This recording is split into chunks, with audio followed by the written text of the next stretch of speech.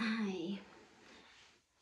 Gagawa po ako ng homework kasi gumawa pa pala yung anak ko ng homework. So, sabi niya may 10 bilang daw po siya ng homework at 7 lamang po yung nasagutan niya dahil ang hirap-hirap daw. So, sabi ko dahil late na, ang sabi niya kasi mula 5 o'clock daw siya nag-umpisa ng paggawa ng homework niya.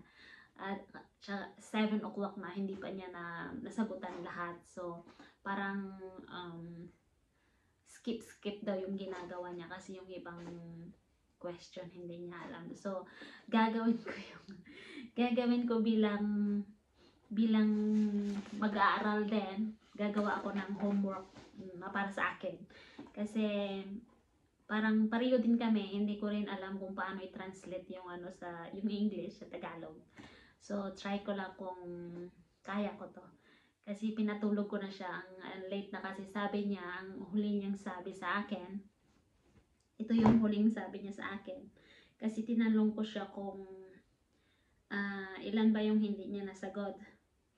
Nagpasa siya sa akin ng ganito daw yung homework niya. Ayan. So, ang sabi niya, bukas niya na daw i-double check. So, sabi ko, ilan ba yung hindi mo nasagutan? 3 daw yung hindi niya nasagutan. So, may 7 na siyang nasagutan, pero hindi daw siya sure. Pero sabi ko nga sa kanya, kasi sa kanya naman yon, so answer niya yon. So, sabi ko, yun na yun. So, gagawa din ako ng homework. Tingnan ko kung kaya ko kasi mag-alas 12 na. Ito sabi niya, matulog na po ako ma, good night. Ando na daw sa bag niya yung homework niya, tinago niya na. So, sabi ko, sabi niya, nakapikit na daw konti yung mata niya. Ang hindi niya daw nasagutan, ay 4 pala. Ang hindi niya daw nasagutan, ang 8, 9, 10, at saka yung number 7 na napakahirap. Tapos nagsabi na siya ng good night. Tapos sabi niya, nasagutan niya daw yung 1, 2, 3, 4, 5, 6. Yan, nasagutan niya daw yung 1, 2, 3, 4, 5, 6. Ayan. So sabi ko, good night. Hindi ko sinabi sa kanya, nasasagutan ko lahat. Gagawin ko lang kung ano, tapos ipapakompare sa kanya bukas ng umaga kung ano yung magiging answer namin pareho. Tingnan ko lang kung gaano ka yung pag-iisip niya at pag-iisip ko ay iisa. Matagal-tagal na din mula nung paminsan-minsan gumagawa kami ng mga homework, pero magkaiba yung mga opinion namin. So, gusto ko, ang lagi kong sinasabi sa kanya ay kailangan niyang sundin kung ano yung ang answer niya kasi magkaiba talaga kami ng So, nasa kanya yon kung makinig siya sa akin or hindi. Pero, lagi niyang sinusunod yung sa kanya. So, happy naman ako doon. Kaya, gagawa tayo ng homework. Ayan.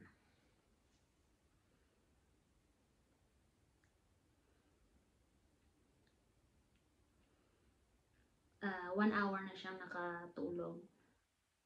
Ang huli niyang online is 58 minutes ago. So, nakatulog na nga talaga siya. Tinurn off ko na yung screen time niya. Kaya wala na siyang choice kundi patulog.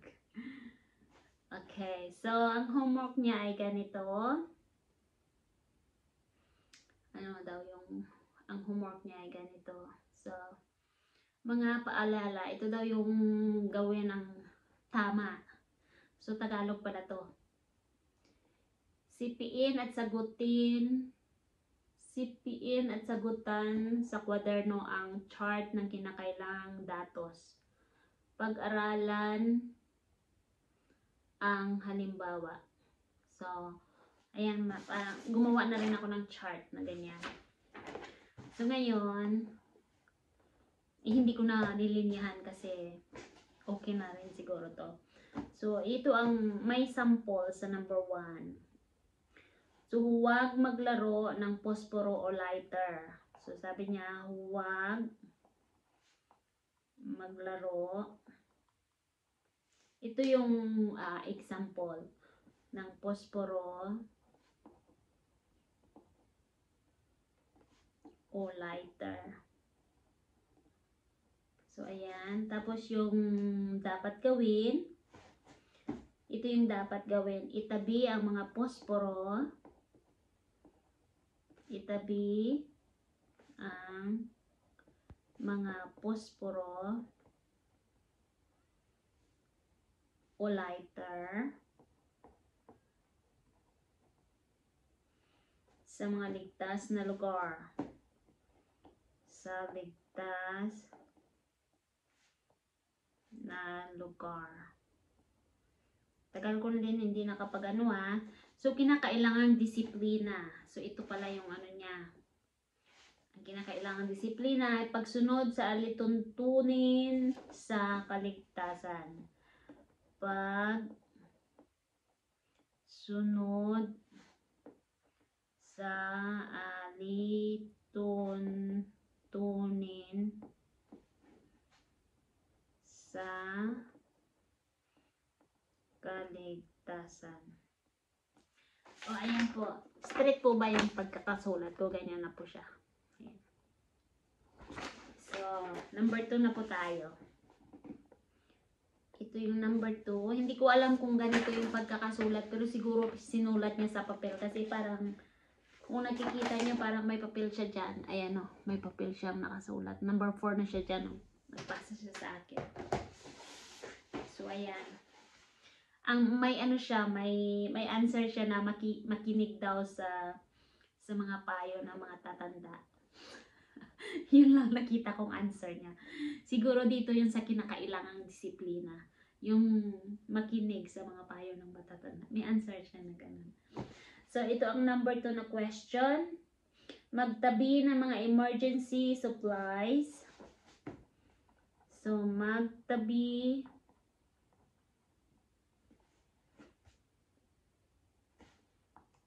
ng mga emergencies supply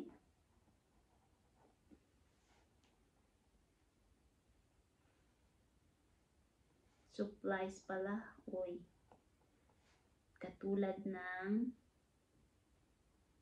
di bateriyang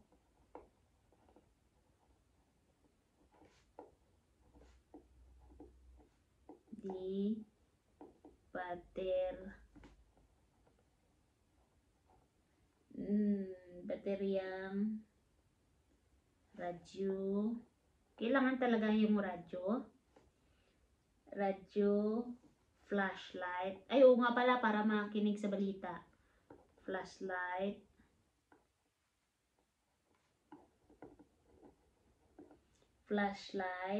at iba pa.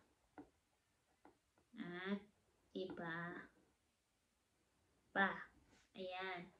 So, tayo na ang sasagot kasi sample lang pala yung number 1. So, ayan. Maano pala kapag nasa bed wala kasi akong table. Yung table ko may laman, so ayaw ko na doon magupo. Tsaka yung chair ko nagcha-charge kasi. So, ayan. So, ayan na po. Magsasagot na po tayo ng mga homework. Pero alam ko na mas magaling yung anak ko kasi naka-answer na siya ng 7.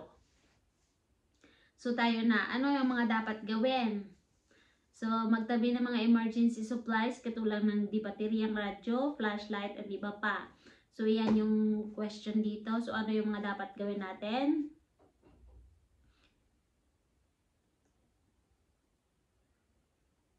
Pagsunod sa kaligtasan sa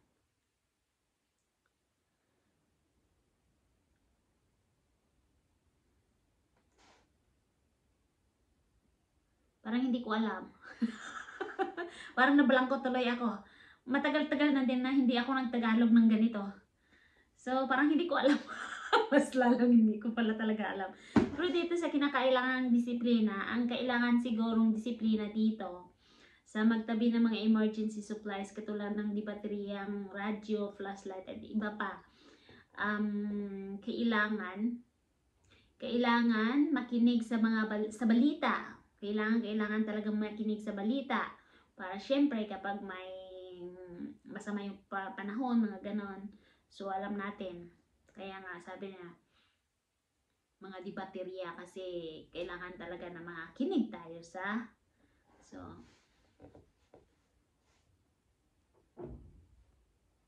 Palaging makinig sa radyo. Tama ba yun? So, yun ang kinakailangan disiplina, di ba? Makinig sa radyo? Oo nga, makinig sa radyo.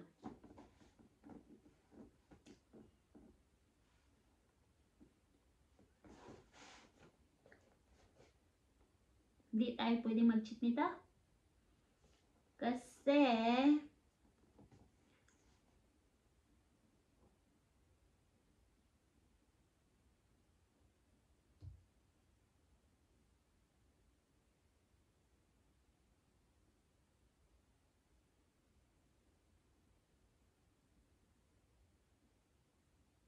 so, mga dapat gawin, magtabi ng mga emergency supplies. So, mamalengke ng maaga. Bumili ng maaga. Kapag alam natin na may paparating na tag-ulan. Tama ba yun? Tama ba yun? Kasi hindi naman tayo makakapagtabi ng mga di bateryang radyo kung wala tayong ganito. So, bumili habang may oras pa. Diba? Okay. Parang yun ang sagot ko. Bumili ng mga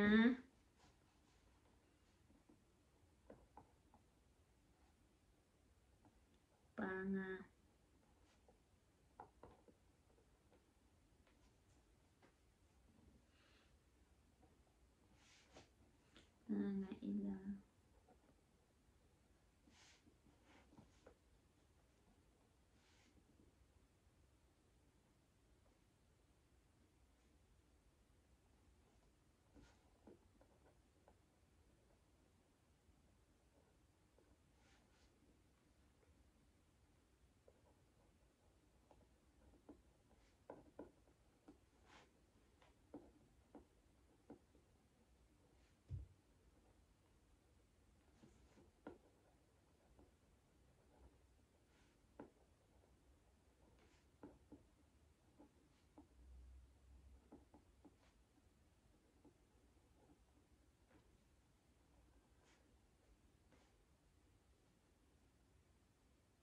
Ano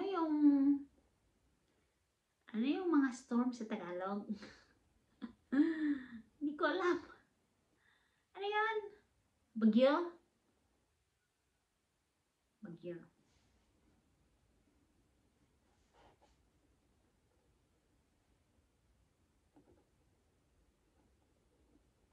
Ayan. So, may sagot na ako doon. So, kinakailangan disiplina. Sumunod. Makinig.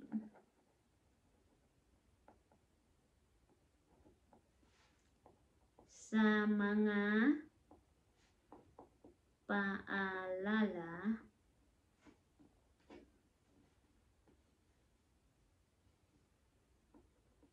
sa radyo o television. Wala pala.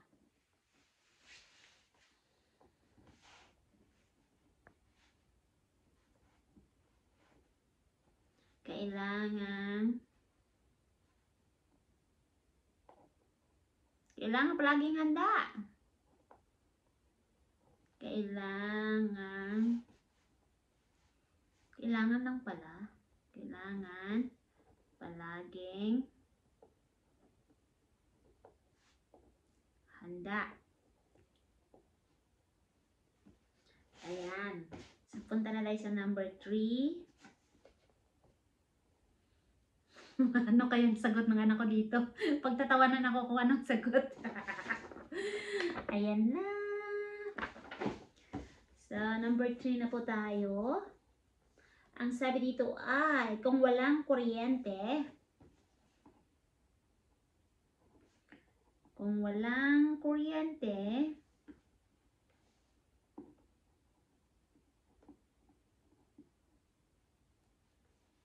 tanggalin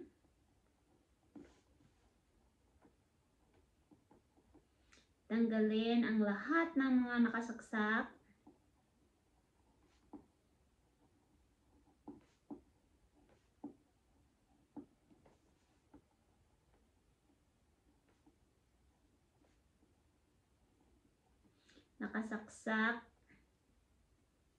sa dikuryenteng gamit. Lahat ng mga nakasaksak na dikuryenteng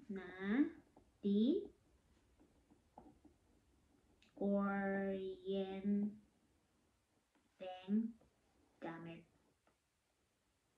Itlog gamit.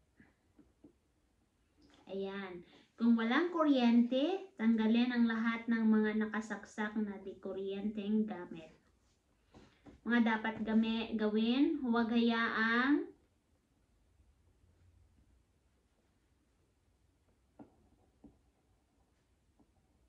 ito lang yung huwag hayaang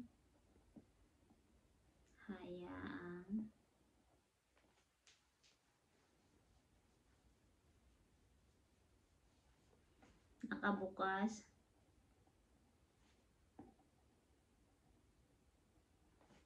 lahat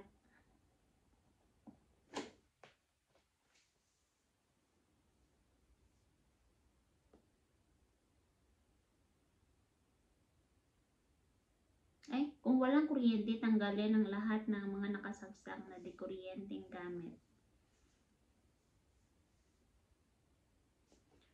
Huwag hayaang nakabukas lahat bago bumalik ang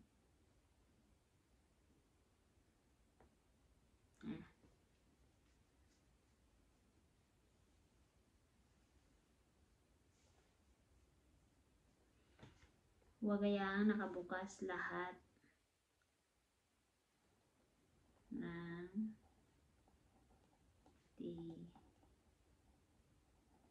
opinion ko lang to.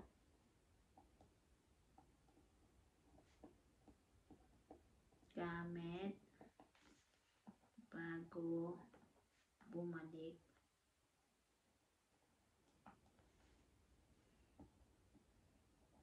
ang kuryente.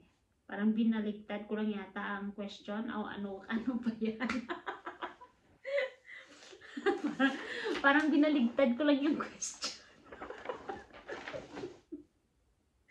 Kinakailangang disiplina para akong syunga.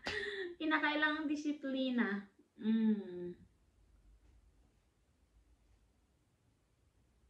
Ay, disiplina pala dapat to.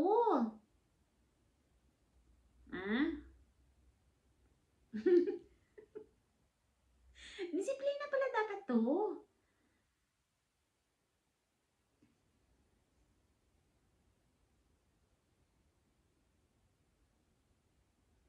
Kaya disiplina nga talaga to kasi kung nakabukas lahat, hindi pagbukas ng ang lakas ng kain agad-agad na parang hindi siya. Yun lang narinig ko.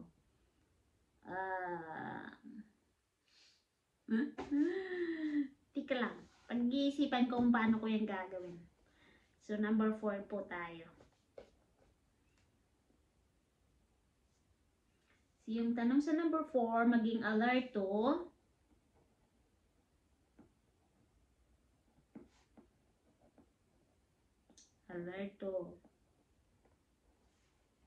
Magmasid.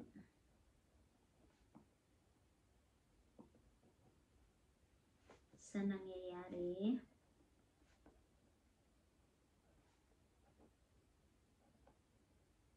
Walang cheating to kasi hindi ako gumamit ng Google dito.